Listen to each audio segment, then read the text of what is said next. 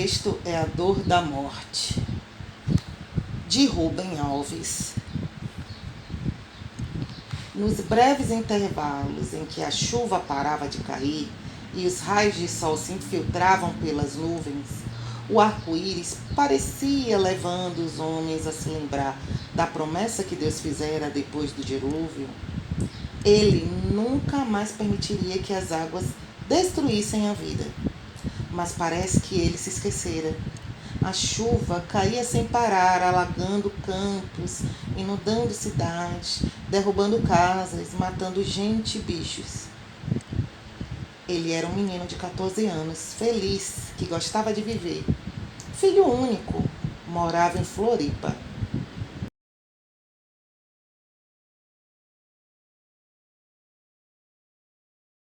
Como todos os meninos e meninas, ele deveria ir à escola naquele dia, porque a chuva não estava tão forte assim. E andar na chuva é uma arte que dá alegria às crianças.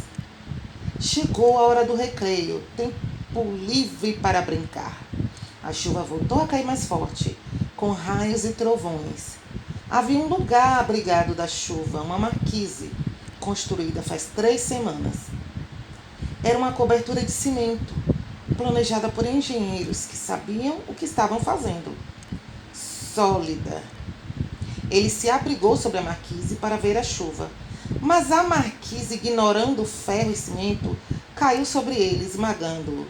Agora, no seu lugar, resta uma dor que nenhuma palavra pode conter. A morte faz calar as palavras. São inúteis, servem para nada. Somente os tolos tentam consolar.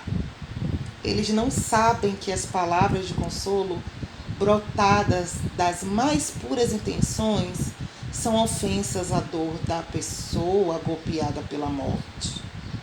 Porque elas, as palavras de consolo, são ditas no pressuposto de que elas têm o poder para diminuir o vazio que a morte deixou.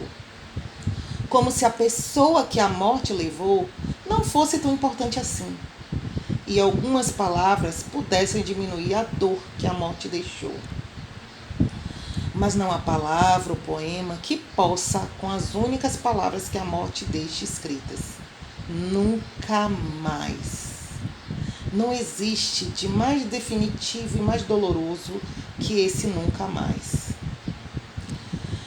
Bem fizeram os amigos de Jó, que o visitaram com o intuito de consolá-lo na sua desgraça. O texto bíblico descreve o que aconteceu. Quando eles de longe o viram, eles não o reconheceram. E eles levantaram suas vozes e choraram. E eles se assentaram com ele no chão durante 7 dias e 7 noites.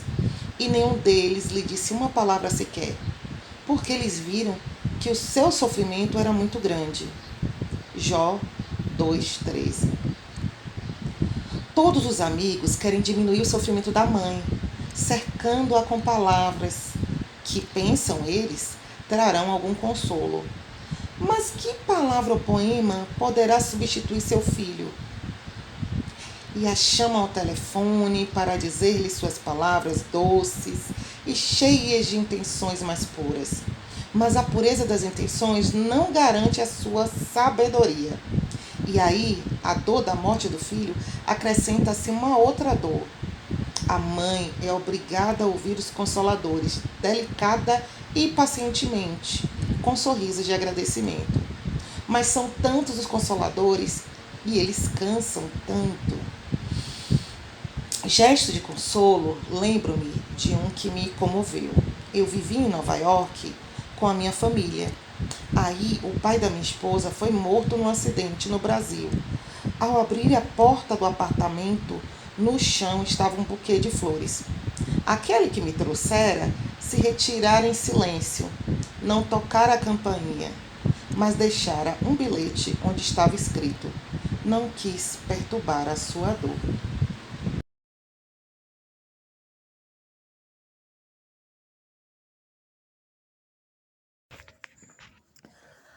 E é isso, pessoal. O que é que vocês acharam desse texto do Rubem Alves? Esse tema é um tema muito polêmico, tabu, não é nem polêmico, ainda é um tabu, né? Muitas pessoas não gostam, não se sentem à vontade, nem confortáveis em falar sobre esse tema e nem como se comportar diante desse tema, né? E é um tema que sempre, com relação a outras pessoas, assim, eu me sinto sempre em desconforto, porque, como no texto fala, né? Não existe nenhuma palavra que eu conheça que conforte, que faça com que aquela dor passe, que faça com que as pessoas compreendam, principalmente no período inicial do luto, né? No período inicial, assim que há a perda, né? De uma pessoa querida, de um ente querido. É muito difícil, porque nem sempre a gente se sente confortável em falar alguma coisa. Eu, pelo menos, eu não me sinto confortável, né? Nunca sei o que dizer, né? A gente diz o que é o padrão, o que é o jargão, as palavras de conforto, que Deus conforte, os pêsames, mas nada disso, a gente sabe que nada disso conforta uma pessoa, né? Principalmente quando a pessoa ainda está em negação, quando a pessoa está em revolta, né? Em momento de revolta. E às vezes é muito difícil, né? Também para as pessoas aceitarem, né? Nesse momento, algumas perdas. E é muita dor, é muito sofrimento, sabe? E você não sabe o que fazer além de ficar ali do lado da pessoa que está em processo de luto. É muito difícil. Eu já passei por um processo de luto complicado e para mim não foi tão dramático, tão traumático, porque eu consegui me preparar, né? Eu já sabia que eu ia passar por uma perda e fui me preparando. Fui me despedindo, fui fazendo tudo que eu podia, fui fazendo todas as vontades da pessoa, fui conversando, pedi a bênção, pedi a minha última bênção, pois eu sabia que dali para frente eu não pediria mais a bênção, né? Só em pensamento. Então eu fui tendo esse momento que poucas pessoas têm, né? Eu acho que se a gente fosse pensar que em algum momento a gente fosse perder, talvez a gente aproveitasse mais o tempo que a gente tem do lado das pessoas, fizesse as vontades, realizasse os desejos, cantasse mais músicas, aproveitasse, passeasse mais. E aí eu lembro do Epitáfio, né? E Epitáfio dos Titãs mexe muito comigo, né? Devia ter amado mais, tudo feito mais, né? Porque a gente nunca sabe, e o acaso, né? A gente nunca sabe o que o acaso tem pra gente. A gente nunca sabe, a gente pode estar distraído e passar por um processo de perda, por um processo de luto. E eu, Daniele, particularmente, não tenho medo da morte. Eu sei que é algo que a gente vai passar, né? Todos nós vamos passar. A morte não me abala. Eu tenho mais medo da solidão, do sofrimento, da dor, né? Porque essa dor causa, né, tristeza para quem fica, para quem cuida. Para a gente também deve ser horrível passar por um processo de dor, de sofrimento, né? Antes da passagem. Mas a morte, ela é inevitável.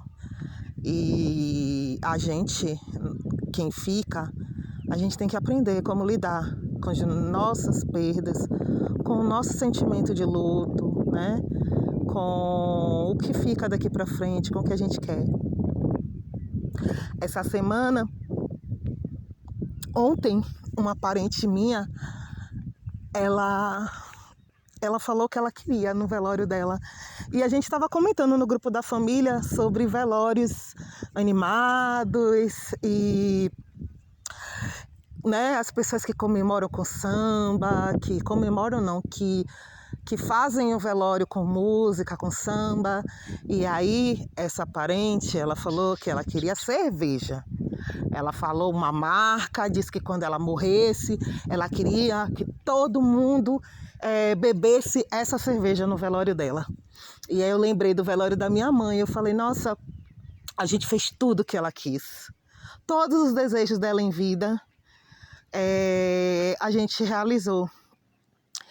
E a gente sabe que depois que a pessoa vai embora, não tem mais desejo, né? A gente faz, a gente pode fazer, pode não fazer.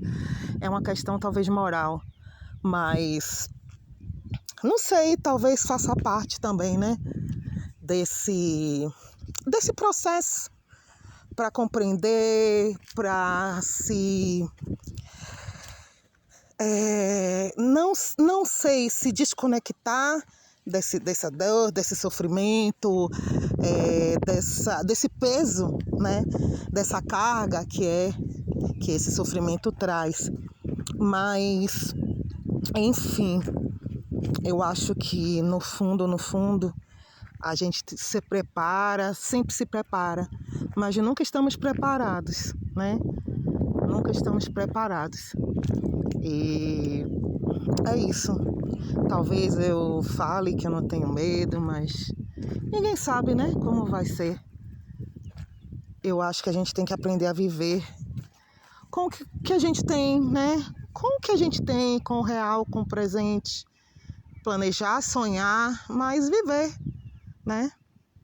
E é isso. Essa é a minha reflexão para esse texto.